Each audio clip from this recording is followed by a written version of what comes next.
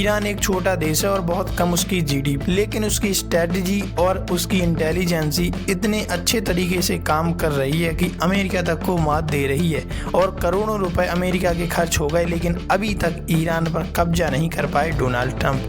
बहुत कुछ चल रहा है समय जियो पॉलिटिक्स में, और ईरान से युद्ध को लेकर किस तरह अमेरिका फंसा हुआ है और किस तरह हजारों करोड़ रुपए का नुकसान हो रहा है, आइए जानते हैं। देखो, ईरान से युद्ध कर बुरा फंसा अमेरिका, अब तक अरबों डॉलर का नुकसान, बर्बाद हुए खाड़ी के आर्मी बेस, खाड़ी में मौजूद अमेरिकन बेस ईरान और अमेरिका युद्ध के दौरान पूरी तरह से बर्बाद हो चुके हैं। अमेरिका को इनकी मरम्मत में अरबों डॉलर खर्च करने होंगे।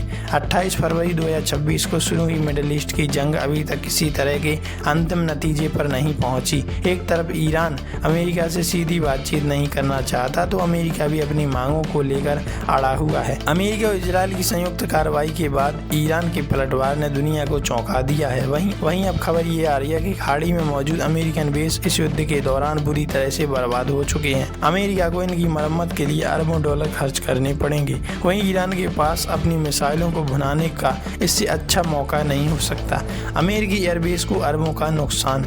एनबीसी की रिपोर्ट बताती है कि ईरान ने मिडिल ईस्ट में अमेरिकी सैन्य ठिकानों को अधिकारियों की तरफ से बताए गए अनुमान से कहीं अधिक नुकसान पहुंचाया है। ईरान के हमलों ने खाड़ी देशों में स्थित कई अमेरिकी ठिकानों और सैन्य उपकरणों को कई बार निशाना बनाया। इनमें ईरान F-5 लड़ाकू विमान भी शामिल है। साथ ही अमेरिकी एयर डिफेंस को भेदना भी शामिल है।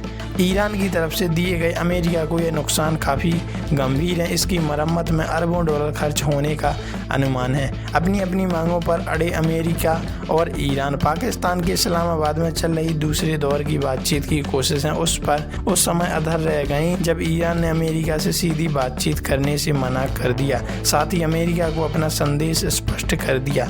ईरान का डेलीगेशन पाकिस्तान से रवाना हो चुका है। इधर अमेरिका अपनी मांगों को लेकर अड़ा हुआ है। अमेरिका का कहना है कि ईरान न्यूक्लियर प्रोग्राम रोक दे। इसके अलावा इस डेलीगेशन ने पूर्ण युद्ध समाप्ति की मांगों की सूची पाकिस्तान को सौंपी है। तनावपूर्ण हालातों के बीच ईरान से अच्छी खबर भी सामने आई है। तेहरान से कमर्शियल फ्लाइट शुरू हो गई है। तो इस पर आपकी क्या प्रतिक्रिया हो सकती है, कमेंट में लिखकर जरूर बताइएगा।